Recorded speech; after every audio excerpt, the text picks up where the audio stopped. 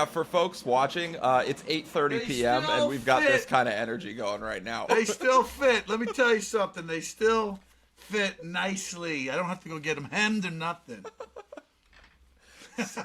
Quite literally, for those watching right now, Jason Grilli at 8:30 p.m. on Thursday, April 4th. Now, how many years removed from the bigs are you? 7th year of retirement, guy. Still wearing baseball pants.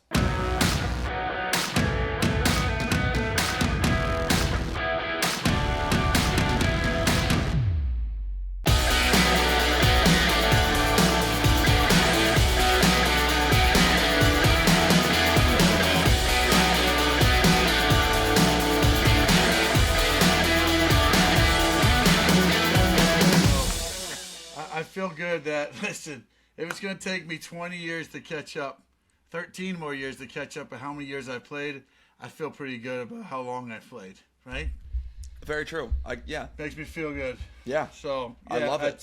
From time to time, it's how I check my level of fatness, my fat body fat ratio. You know, they have all these scales. And, yeah, you don't need a DEXA scan. You've got the baseball pants. I was just going to say, the DEXA scan is measured no better than just putting on a pair of your old baseball pants because, like I said, I got to go to a wedding tomorrow. And, okay. You know, I was like, I stopped by Men's Warehouse. I'm like, I don't feel like doing laundry, pressing stuff. And, you know, I got to go through the spring cleaning. There's stuff in there that doesn't fit me. I think it probably fit my brother now because I am tipping $260. Wow. You wear it well, though, you know? Yeah. So I wish I was $260 when I played. Yeah. Well, what do they say? Mass equals gas. So thank you. That's there you go. Know, we all know that. Ladies and gentlemen, episode 49 of Mound Visit. That's a hot start for you there. We have got quite an episode for you here today. I'm Casey Honigbaum alongside, obviously, the 15-year Major League veteran, former All-Star Jason Grilli, and we are excited to bring you this episode here. But before we get into it, let's remind you, subscribe to the channel. You could do that, Mound Visit, on YouTube if you like to watch us. I mean, for those of you that were watching here, you got to see Jason Grilli in baseball pants at 8:30 on a Thursday night, so it's kind of worth it there. But if you just like to listen, you could download the show. You could listen on Spotify, Apple Podcasts, wherever you get your shows, and also hit us up on social media at Mound Visit Pod Grill. I mean, we got a hot start to the show, and we've got a hot guest coming in here. So why don't you tell the people who we can expect to chat with here today? Well, if you don't know, you probably have typed in www.mlb.com a time or two. Have you not? Mm-hmm. Oh, yeah. You know me. I'm a dork. Of course I have. Yeah. Well, I think it's viewed by like 15 to 20 million people a day, I'm sure. Created by none other than a friend and guest of our show, Dinn Mann. If you don't know who Dinn Mann is, he's one of the co-founders or one of the largest tech companies that you all probably have or have not known who he is, but he created your favorite website. Okay? MLB.com, baby. That's right. Let's go. Yeah. This guy's a great dude. Very intelligent. He's got a lot of insight, what he's doing now, but we're going to have him on the show. And we'll get into all that he can share, spit some wisdom from a guy who's, like I've always said, you can be around baseball, although all of us want to be on the field. All of us want to play. Absolutely. We all want to play ball, right? We all want to play ball. But when you can't, you got to be close around it. So there's a ton of jobs that are in and around the game if you can't put the uniform on, which I'm still trying to do it myself. As you can see. That's right. Same here. That's right. So, I mean, it's kind of perfect. But, yeah, no, it's super cool. I mean, for those of you that are watching and listening to this podcast, you have definitely clicked on MLB.com before, so it'll be very cool to talk to him. And obviously, you know, aside from that, he's big into, you know, baseball analytics, baseball numbers. He is a baseball encyclopedia. Also the co-founder and CEO of GoatNet, which is huge right now. You've probably heard that name, too. So it'll be really cool to chop it up with him. And with all that being said, a couple current event baseball topics. We did mention one a little earlier, but the Oakland A's. I'm sure you saw that news that they are going to be playing in a minor league stadium. that news was just announced today. I have very, I've got very, I don't really know how to feel about this, to be honest. I think the initial reaction for me is I'm just heartbroken for Oakland A's fans, and heartbroken for a franchise that is not, this is a franchise that's won 9 World Series. Granted, obviously they haven't been super recent, but the fans don't deserve this, and the fans deserve better. Baseball deserves better, and I think all of these moves that are being made by John Fisher, the A's owner, it's moves that are made, in my opinion, and maybe I'm being harsh. It's moves that are made out of greed. No, it's I don't greed. think you're being harsh. You're not. Well, you're not being harsh because if the players are held to a standard, right? There's all these rules and stipulations for the players themselves. The product. Agreed. Why aren't the owners? The owners are a smaller group to concede to one guy falling off the wagon. That shouldn't be allowed, because if you're trying to put out a product and you're like, well, I don't feel like doing that, you're making us look bad. And otherwise, or in the same respect, shame on the owners who are like, fine, we'll just walk over them. It's more wins so we can win. That's not competitive balance. That's not a good product. It's Major League Baseball. So if you're going to have 30 teams and they're going to have 30 teams represented, then do it justice.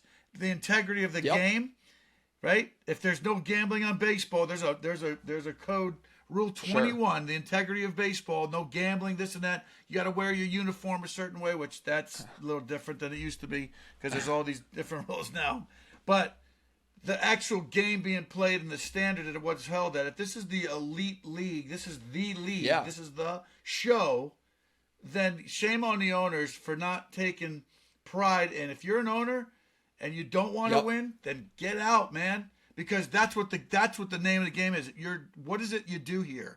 You go to win the game. You try to win the ball game, right? And it's like, I don't want to go watch a fight that I know. Like, okay, what's coming up? Oh, I'll use the Mike Jake Tyson Paul. and Jake Paul Jabroni over there. Like, who's really? Come on. There was one guy on the internet said, I wouldn't do that because I know if I win, I beat him at a time when I'm not beating him when he was his best. And he's a much older man, given it's still Mike Tyson. He's still the Lion.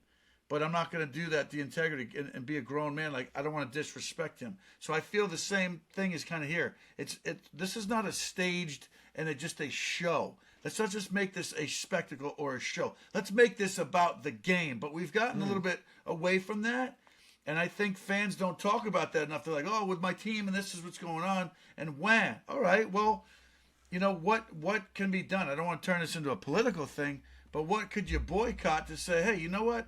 Let's go, you know, Joe owner. Let's figure it out. Either you're in this thing and you're trying to win a ring among your 29 other peers, or sell the team and give it to somebody who does want to do that, or a media company who can use it, even as a tax write-off, to still bring the team a chance to win and bring the players in that need to compete. I could not agree more. I think the way that I see it, as a fan of the game and as someone who's not a billionaire, to me, owning one of the 30 major league franchises that exist is a privilege and should be treated as so. So the fact that you have John Fisher, the Oakland A's owner, blatantly trying to put a poor product on the field to stuff his pockets and continue to make it so that Major League Baseball has no choice but to move the team to where he wants, which is Las Vegas. We all know that by now. I think is an absolute, you're spinning in the face of not only your fan base, but the game itself. Like you said, you play the game to win. And it's funny because you have the Oakland A's, who are, you know, as iconic a franchise as you can get because of their World Series success, like I mentioned earlier, but also like for different reasons. We talk about Moneyball all the time as being one of the better baseball movies that's ever been made. And the main character in that movie is the general manager, who is still the general manager to this day. When you read the book, when you watch the movie or whatever, you see that to him, nothing matters more than winning. you're spitting in his face too. It's like, and the whole situation blows my mind. They have the lowest payroll in baseball. They're not, I mean, the team that they're putting on the field is barely a AAA level baseball team. You thought that the Oakland A's of last year couldn't get worse. Well, I have to tell you, it's getting worse this year. And I don't know if you saw what happened with Estuary Ruiz and Brent Rooker, where they sent Estuary Ruiz down to the minor leagues. That's terrible. While he's hitting 430. Why? So what was the reason? I would love to know the reason. Yeah, it's so got to be some. The conspiracy is both he and Brent Rooker had these rubber bracelets on just during spring training, and the rubber bracelets were made by this company that makes merchandise and stuff like that, and they were big advocates in that reverse boycott last year where they packed the stadium and were chanting "sell the team" and all that stuff. And this same company that makes the bracelet makes a lot of merches, sell the team, all that stuff. So the conspiracy theory is these two guys who are wearing those bracelets supporting the company that is in direct opposition to the ownership, they're being punished because of that. If that's the case, which is never going to be admitted, shame on you, John Fisher, shame on the Oakland Athletics, because for everything that I said, for everything you said, you're spitting in the face of the game, and it's terrible. It's terrible. Well, I hope for him, for Ruiz's case, I don't know where he's at with his status as becoming a free agent or can be claimed off of waivers or whatnot. Or, I hope that he goes to somewhere where he's valued because appreciated because, like I said, it's one of those things where I told my boy Jace Peterson, right? He was in Oakland, and he wound up on the Arizona Diamondbacks. I said, hey, man, just keep climbing because I said, you play right, you're going to be that shiny penny that somebody wants, and you land somewhere else. So, again, I feel bad that this kind of stuff goes on, but yet we're talking about the integrity of Major League Baseball, the league, and the owners. The umpires are held to a standard. The players are held to a standard. Even fans' behavior in a ballpark, you're held to a standard.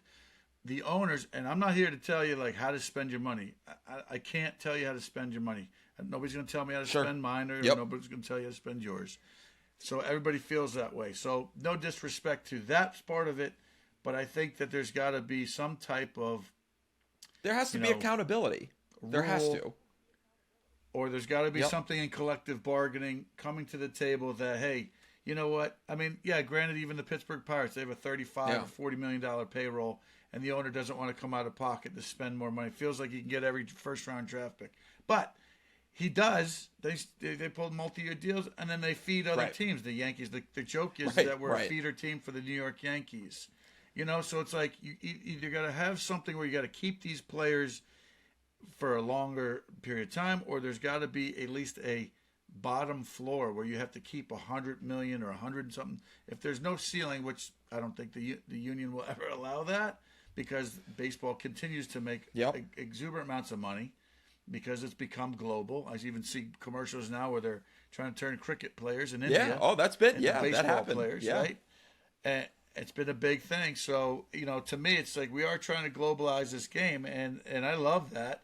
It does make it harder for America's pastime, which, it's opening day. I know there's several opening days. The Pirates are home tomorrow on their home opener. It should be a national holiday, especially in your home city, or at least in your home city that we have all these other days to celebrate, and our national pastime doesn't have a day off from work. So it's no, it's a I don't know, man. It really is, and it's funny because you mentioned having that ceiling salary cap or whatever it might be. And, when Major League Baseball introduced the luxury tax, and it's kind of been steadily, they've been toying with that ever since they introduced it. And obviously they introduced basically the Steve Cohen tax when he took over as owner for the Mets, because it was well known that he's got a lot of money and he's not afraid to spend it. And I think that scared a lot of owners because they are not willing to spend the money that they have. And to me, a lot of the rules and the way that the game is the way that part of the game operates is so backwards. And I talk about this with, some of my buddies all the time who love the game. And it's like, at the end of the day, you want teams to be able to put the best product on the field. And the way you do that right now is you spend some money. But now when you've got teams that are spending money and wanting to pay players because players' salaries are higher than they've ever been before, it's same in any sport. But now you've got these luxury tax penalties where you are penalizing teams for trying to win. And that part of it makes no sense to me. And then not only are you doing that, where you bring up, the whole point is you draft these guys, you develop them, and then you sign them and they stay with your team and they retire with your team. Now there's all these rules where if you I'm completely losing my train of thought here, but if you have a player who's homegrown, who you bring up, you draft, you develop them. Now, if they win awards with your team, you lose years of control. So now it's like it's such a backwards product where now you have, like, some people are like, oh, I don't want this player to win an award because then we lose a year of control. Now he won't play for our team. It's just it's so backwards. Yeah, I can speak. Yeah. And I can speak to that. Yeah, I got drafted. I was the #1 pick for the Giants back in '97. They wanted to keep my eligibility. They kept me in the minor leagues because I signed in mid-July. Yeah. So things like this do happen, right? And we talk about Ruiz and all these transactions that we don't know on the rap sheet. Teams will use it as a business decision. Are they the right decisions? Are they fair to the player? No, but they can exercise their rights. But that's why there's rights for players, and that's why we advocate, and that's why there's always this dissension where people don't know what collective bargaining is, because you try to sit there and advocate for the player to have the longest career, which, guys aren't really – too many guys aren't – owners don't want to pay 10-year pensions. And guys are making more money now where they're like, you know what, 5 years was good enough. I made so much money, maybe 5 years is enough to go do this with my family. And I don't feel like beating up my body and having 6 herniated discs in the back like me. But they started my clock. The Giants had that right. They waited till 1998. I was drafted in '97. I could have played in San Jose, California in A-ball, but they held me back. I went to winter ball in Hawaii and played there, and then they started my clock in Double-A. So it was almost like they kept my eligibility for, the factors of controlling my rights as a player in the organization. So I get that, and again, like spending money, they have rights to do that and protect their assets of what they've invested in. But on a whole, bro, it's something that I don't think is talked enough about. It's more of like, we're talking about the shallow issue. We're talking about like what's really the sticking point and why is this happening, right? I think even when moving to Vegas, is it going to be more profitable? Yeah, because fans are half the ballpark's going to be like playing like when we played Toronto. When I was in Toronto, we went to Seattle. All of the Canadians came down. It was like a home game in Seattle for us. So when you go to Las Vegas, I'm going to be curious even still. Are there going to be Oakland fans because you're in Vegas and you got a new team? Or is it going to be half the other leagues going like, this is a great place. We're going to Vegas. I'm going to go catch a series of games, and I'm going to go enjoy and root against. I know, and that's the tough part. It's I think about it with football when I look at the LA Rams, who previously obviously the St. Louis Rams. And same with the Chargers, who were the San Diego Chargers. It's like, even their home games, you could argue that in a lot of their home games, they're the away team because you have a lot of, the opposing team's fan bases are like, cool, let's go to vacation in LA. We'll go to SoFi, cheer on our boys. And, you're displacing an entire franchise's fan base. And it's tough. And I'm remembering what I was getting at with that earlier when talking about hindering teams' ability to draft and develop players. And if you go a certain amount over the luxury tax, you actually get dinged a certain amount of spots in your draft order. So now not only are you penalizing players, or you're penalizing these teams by taxing them heavy and trying to discourage them from spending money to put a good team on the field, but now you're hurting their ability to draft and develop talent that they can someday hopefully pay in the future. It just is so backwards, and it stinks that this is the reality of it with baseball, and the A's in particular, and it stinks that this whole situation is being driven, like I said, seemingly by greed. But I hope that. Yeah, it'll be interesting to see what happens because, like I said, but the teams that are doing that are going to continue to do it until there's a change. And like I said, it's interesting. We talk about the globalization of the game, like Jung Ho Lee with the San Francisco Giants, some of these other topics around the league, stud, and to see his dad who played, in the stands after very cool. I thought that was cool, man. Imanaga on the Cubs, another guy who came over and is, pitching great. Obviously Yamamoto. It's a global game, man. It's really, really cool. Yeah, well, like I said, the World Baseball Classic was that commercial for baseball, and I think it's finally got to the point where it's like, wow, these guys, it's become, it was our game, right? But it's no longer just our game.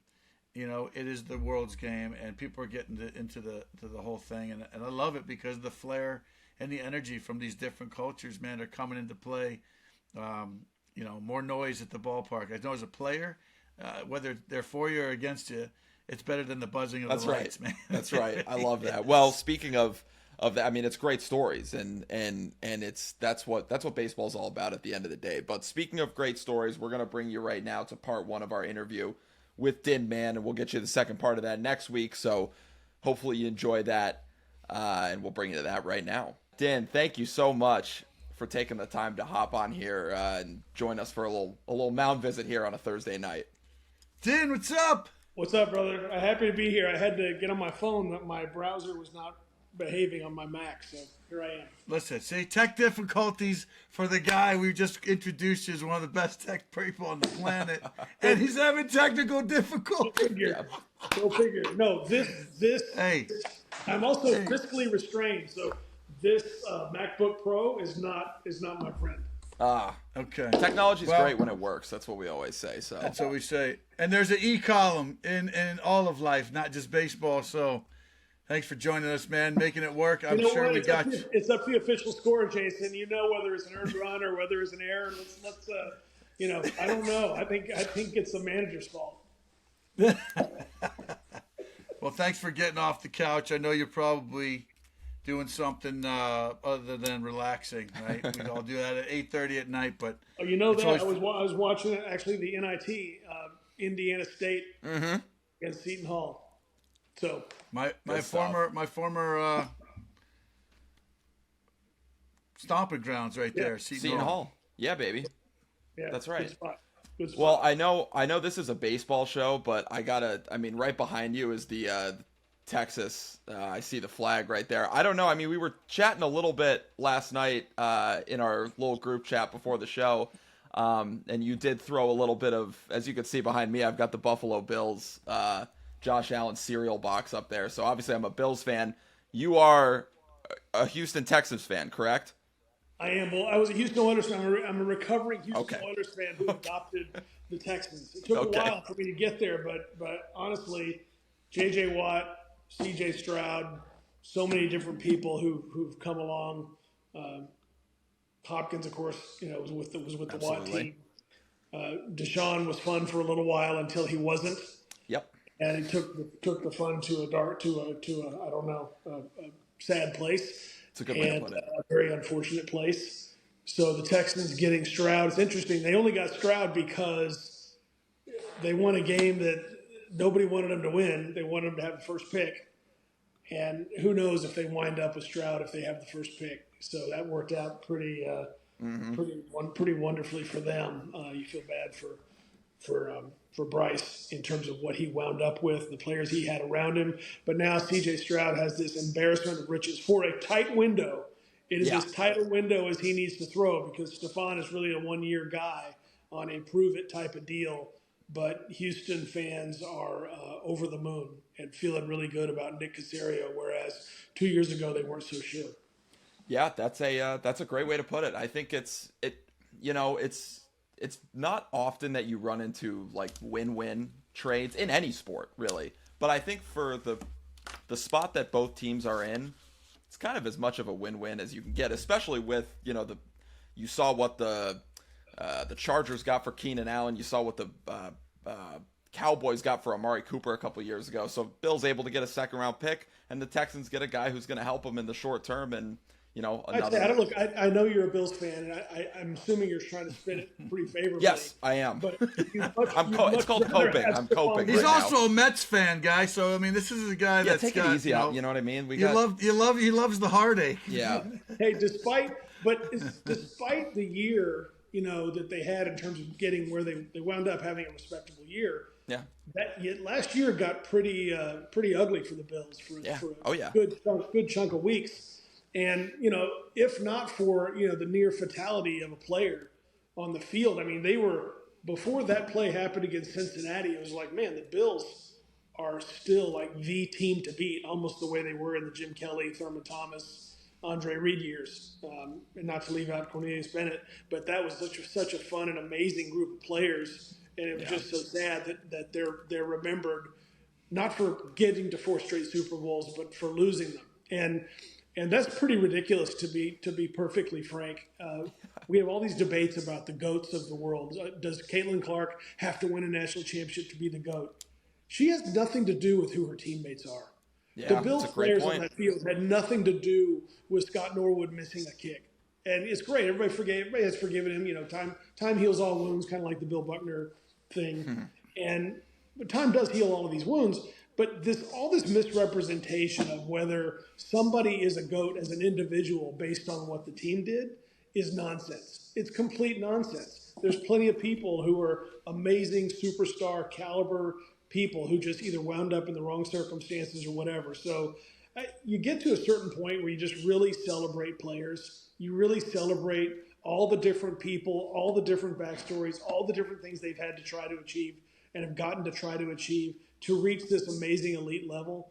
But the disrespect for athletes is silly. And, you saw it with Angel Reese and some of the good tough love advice that she has gotten, about taking heat from a bunch of people with their Twitter muscles out and, hiding behind their screens and taking pot shots and, just trying to one up each other with insults. Yeah. And I don't know how many of them really mean it in their heart or how many really put a lot of thought into it because none of them really were, quote, in the arena. Right. So it's gone to a silly place. And I agree with the advice that I think Joe Buck praised advice that I believe it was Nick Ryder. I believe that's who it was, who said, sometimes you gotta unplug or deactivate or, ignore the socials. But I don't know how I got to that place. Imagine if the Bills were at that spot though, where they got to these Super Bowls and they had a bunch of goofballs telling them that they're that they're failures. The word failure is the other one that just absolutely drives me nuts. That so and so team didn't score in a half inning, so they failed to score. I was like, what are you talking about? How about the dude on the mound who got it done, right? Or how about the person who made the great play?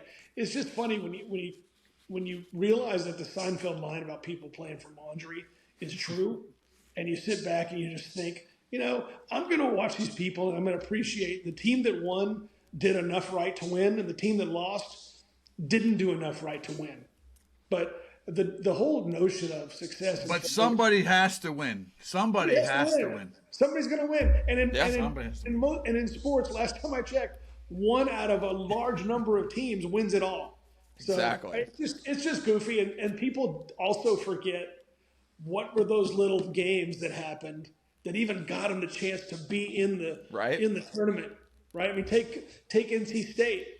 I mean, they were a freaky swing of events against Virginia away from not even being in the NCAA. You're absolutely right. Yeah. So just give me a break. I don't even know why you started that. I just typical. The Bills Mafia is real and is awesome and deserves a championship, and I'm afraid they're not going to get it in this window. And it's weird to me. It's weird to me that it feels like, man, I don't know. The Josh Allen window is kind of open, but is really that whole roster window open? Yeah. I don't know. I don't want to impress you, so let's change the subject. I was going to say, I'm going to have to cry on camera. I don't want to do that. But yeah, I mean, we are, like I said, we are a baseball show. So let's talk some baseball. But let's talk about you as well. I mean, Grilli gave before you got on was telling our listeners about all that you've done, and obviously that starts with MLB.com. Can you talk about that a little bit and talk about the progression of the website itself, everything that goes along with it for anybody that might not know? Sure. It's weird to talk about it being so long ago because now websites even seem like they don't matter. It's all apps and it's whatever. So we had our cup of coffee, right, Jason? I mean, it was 2001. And by the end of 2000, MLB's website was hosted by CBS Sportsline. And it was cbssportsline.com, /MLB or MLB. cbssportsline.com/MLB. That's how you got to MLB's website. And the team sites were all managed by the teams individually.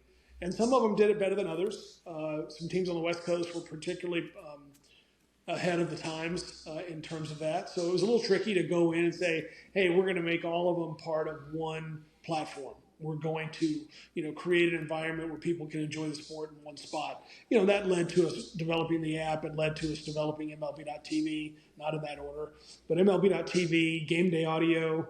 One of the very first things that we did is making audio streams available and creating a subscription product that would be embraced as much as we could make it embraced and publicize that. The teams were great about promoting it. The owners were amazing about putting in the money to get this started. And really at a time when the internet bubble was starting to show some vulnerability very quickly after we got there, there was some discussion about, let's give it all back to the teams. This isn't working. But really that was from some big market teams who recognized how valuable it was. And they did not necessarily want to have that level playing field that the internet created for baseball. So there was a brilliant document created through the work of Bud Selig, the work of Bob Dupay, the work of Bob Bowman, called the Interactive Media Rights Agreement. And it gave us a document that we could take and try to optimize within the four corners of that contract as best we possibly could, the interactive media rights of baseball, all the marks and logos, the teams, and so on. So, people don't know, a lot of people don't know who listen to Jason's podcast, because I know he has an edgy and very young audience, that a lot of people don't realize that tickets weren't even bought online. There weren't people buying tickets online or putting up barcodes and getting into events that way. Heck, we were going to airports and people could go to the gate even if they weren't taking a flight. They could, and you definitely had a paper ticket. So baseball was kind of in a similar place where paper tickets, collectible tickets that you could frame, and that mattered to everybody. At least it seemed to for a good long while. And so there were a lot of things that were being taken away with this digital edge that was coming along, but the convenience far outweighed the peril of some damage to your way of doing things, with the way that you thought things would and should be done. But the other thing that was interesting was that we decided to cover ourselves as a sport, as a business, as a content factory. And so a lot of people who are still there today working at MLB.com and for the team sites were people that have been there for a good chunk of years, the better part of a decade or more. And they do a fantastic job. But there were people with fairly, intelligent media backgrounds who thought that was not a possibility, that was not going to fly. And, we got there, and to the credit of all of the PR directors, to the credit of the commissioner's office and the PR department there, run by Pat Courtney and Rich Levin at that time, and Pat's still there, that they ran this, a really great PR department, and they understood that there was a difference. You had to have some editorial integrity to the content you were producing. It had to have some authenticity to fans. It had to resonate with fans. But make no mistake, this was really about data. It was really about stats. It was about live stats. It was about real-time feeds of games. It was about, a thing that we call Game Day that really evolved with the advent of StatCast to track everything. And, it's interesting. I don't know that I haven't been there since after 2017, so I don't know if they've tapped the brakes on sort of additional bells and whistles into that Game Day product, because now you can follow a game on a sports betting app, and you're getting the pitch by pitch and all the information about the game a lot quicker now than even the TV provides you.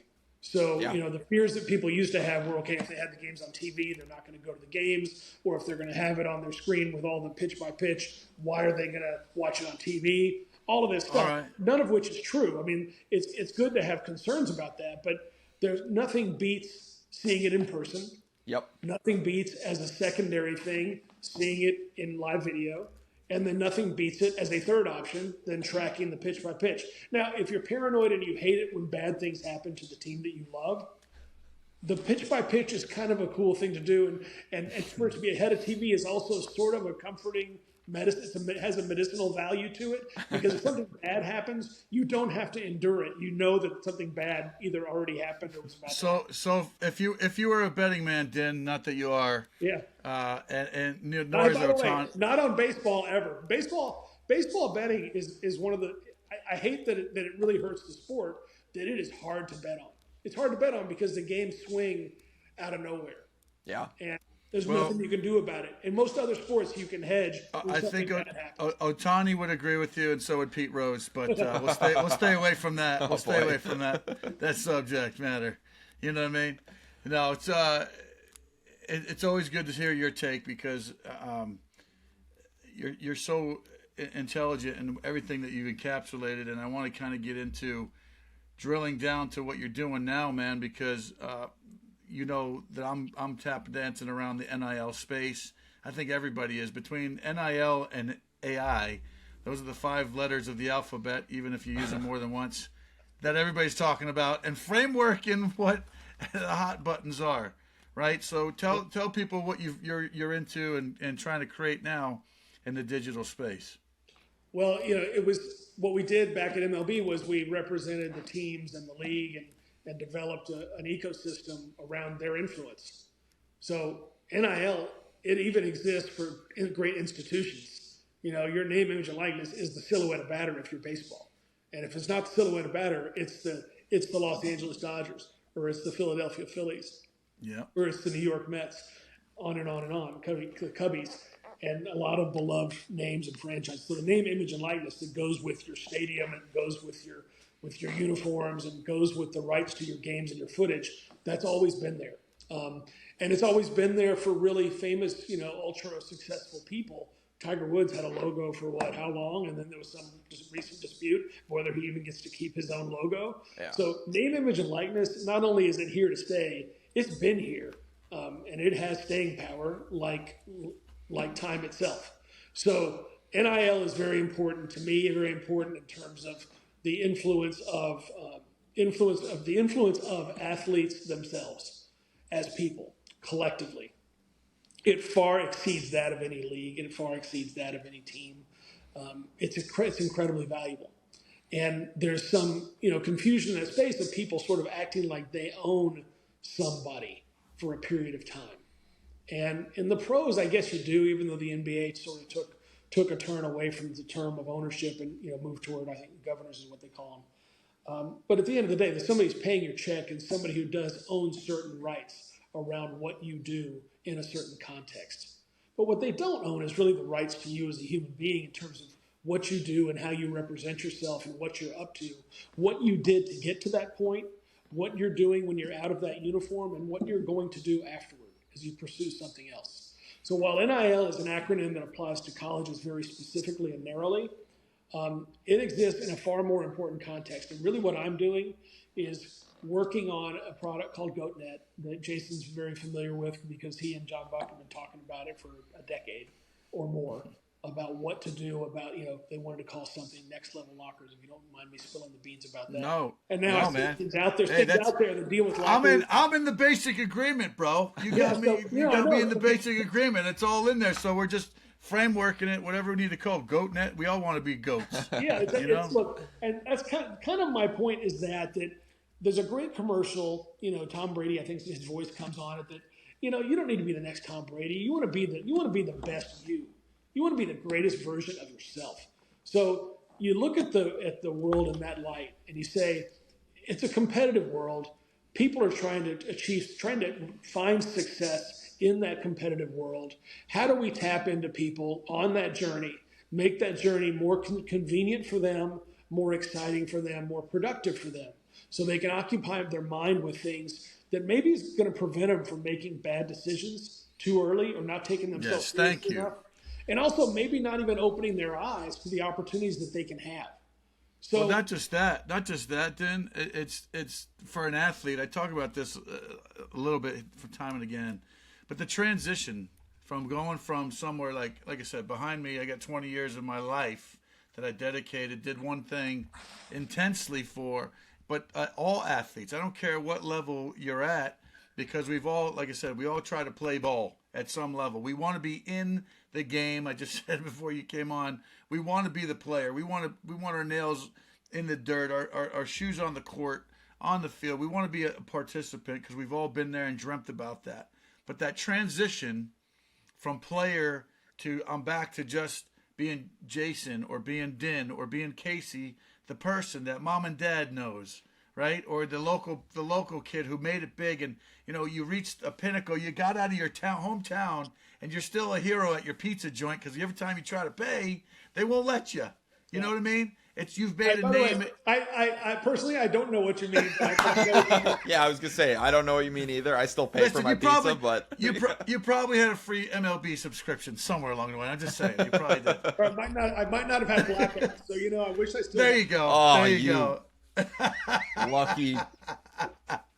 So yeah. Wait a second. So Jason, I mean, you're hitting something that's obviously really important, right? I mean, when people are done, when the uniform is taken away, yep. There are no new clothes given to you. You are buck naked. Well, listen, you didn't see me before the show. A lot went on before you came on. I'm in some of my uniform pants. I still put them on.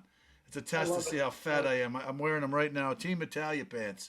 They're on. But, and it's not unique to baseball. I mean, it's true across all sports. And players' careers are getting shorter. They're not getting longer. No. So you need to have it's not a plan B. It's a what's next. Yes. So it's inevitable something comes next, unless you're tragically taken from us. There is something that comes next. But and not to minimize too. I mean, guys are making larger amounts of money every year, and I love that, because whoever came before me set the stage for when I got to borrow the game, and so on and so forth. It will continue. I can't remember who I just saw. He's a painter. He played for the Cubs. Probably Micah. But he's doing painting. Micah Johnson. It was probably Micah Johnson, right? And he put Matt Scuser. That's who it is. There you go. Matt You got it, Scuser. Case. Yeah.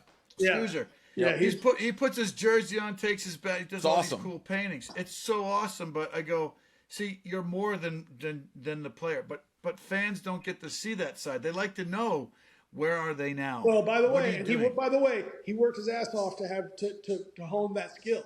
So Matt did that. Micah has done that. There are people who are honing a skill. So that's kind of another piece of the puzzle. Is it what am I doing simultaneously during my career to prepare to there's guys now who are giving people financial advice, and they're managing money because they studied to become equipped, to become prepared, to become informed about how best to do that. There are people selling insurance who sort of learn the ropes of how to go sell insurance. Am I going to be a good salesman?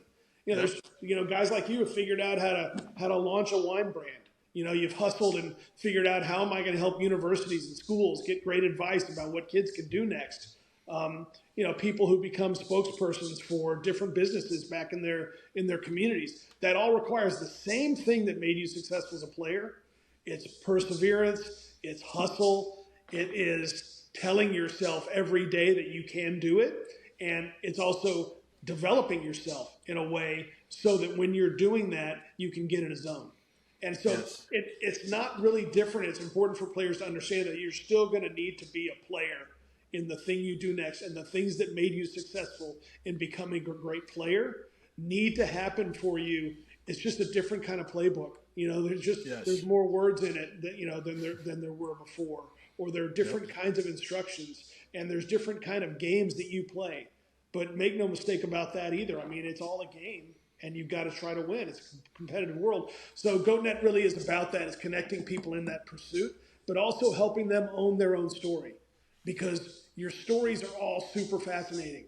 Anyone who's achieved at the highest level and gotten to the major leagues or the NBA or the NFL, or to become a Victoria's Secret model, or to become a star actor or actress, or to get on stage and perform hit songs, all these people who pursued and found greatness, it was not an accident. It was not luck. It was a lot of hard work. It was a lot of networking. It was a lot of practice. And it was a lot of failure. So you find out backstories of everybody and sort of showing them the way to own their own backstory and to craft that together. Some of them don't want to be in that narcissistic souffle and have their backstory be like the whole thing they're about. They might rather be a tributary to some other stories. Like you can be a tributary to stories about the Pirates. You can be a tributary to stories about the Blue Jays. You can be a tributary to stories about going into something like the wine business with a bunch of players who have a passion and a background around that. You know, whether it's Yogi Berra, whether it's Cervelli, or whether it's you, on and on and on. It's connecting it with the right people in these different viable communities, just like you played for a team. And GoatNet's really about that. It's been the most sort of heartening thing to me. We went and did a run at at a major university with a top 15 baseball program, and went and sat with all the players and all the coaches and everybody on the staff. 43 people, spent 30 minutes with each of them and got all their entire backstories and used AI to chop up the content, do some really cool things with it, then to sort of show what these different pockets of people had in common. And there were all sorts of fun pieces of content that came out of that, and then give them ownership of that content so they can promote themselves on all the platforms that they're used to. And meanwhile, selfishly, obviously, we're excited because we're also populating out this content platform. And you know, baseball, because that's a perfect sport to say, why is NIL important? Now, these are guys that are going on to be, Division I guys that are going on to pros, being first-round draft picks and whatnot. But 11.7 scholarships is all there is, and not everybody gets one. So it's an important way to address the scholarship challenge in baseball because collectives need it, boosters need it. Boosters and donors have severe fatigue with, okay, so you want me to buy out your coaches when you're unhappy, when somebody's unhappy with it, right? Enough of a groundswell of support wants to change. You got to buy out a coach who you gave a contract to that was, maybe more than it should have been, but whatever, it happens, right? So you want me to fix that. You want me to pay for a stadium or pay for a locker room or pay for a building or pay for an endowed scholarship. You want me to buy season tickets. You want me to pay a seat licensing fee. You can only get so much from people without showing them some sort of ROI. So while NIL is huge and AI is huge to make everything a lot more cost effective and maybe more creative and efficient as well, but ROI matters. ROI matters to these donors, to these boosters, to these collectives, to these programs, to the people who are selling for the programs, whether it's Learfield or whether it's Playfly or whether it's anybody else in that space who's selling signage, who's selling ads on coaches' shows. They need more inventory. They need more assets. And brands are looking for things that are safe, that are exciting, that are compelling, that are going to move the needle. And these people with this influence, with these followings, because they're such superstars in the making, they got all sorts of people sort of organically organized who support them and love them because they come from their hometown, because they're playing for their alma mater, for all sorts of different reasons, or because they might get drafted by somebody who's a team that they love, and they'll be in their system, they're going to track that kid. So these kids collectively have great influence, and packaging up their stories and packaging up different tributary stories to which they're all connected in context with how the team they play for is doing is it's a ripe field. It's a great, wide open, exciting field that's blooming everywhere, and all we're trying to do is organize it all so it's more efficient, more effective, and frankly more rewarding. Hope you guys enjoyed that first part of the interview. Like we said, we'll have a second part coming at you next week. There's plenty more that we discussed, and we dove more into GoatNet and kind of what we got into there. So you'll be able to my hear boy that. Dinn, man, he is a talker and in the best way. In the best way, man. He is full of knowledge and spits a lot of wisdom and very creative mind, man. So it's always good to see what's going on in there. And God, we could probably talk for hours. I was going to say we definitely could have. But we'll get you more of that interview. Part 2 coming next week. So hopefully you enjoyed this episode. Thank you so much for tuning in. Again, we are on YouTube. You can find us if you like to watch us there. Subscribe to the channel. It really helps us out. And you can listen wherever you get your podcast. Hit us up on social media. And anything else, Grilli, before we send it off? Yeah, I think I'm gonna go down in my basement and get more of my uniform pants on because these are really good to do. They're showing. People can't see me. Comfy. But I do have my baseball pants on, and they are good. They're just Stand as up good and as show them for the outro. Yeah, while man. we're getting do You know, your little wind up. Troy Tulowitzki used to always say, he's like, Grill, why do you got your pants on? And I go, it's my favorite thing to do is have a cup of coffee, look at my jersey, and go, wow, I'm a big leaguer again today. I get to be a big leaguer. So, yeah, these are the official. There we go. They still Team fit, Italia. man. Team Italia, baby. We Hell rocked yeah. them out. Mound Visit 49. We'll see you next week, people. Let's go.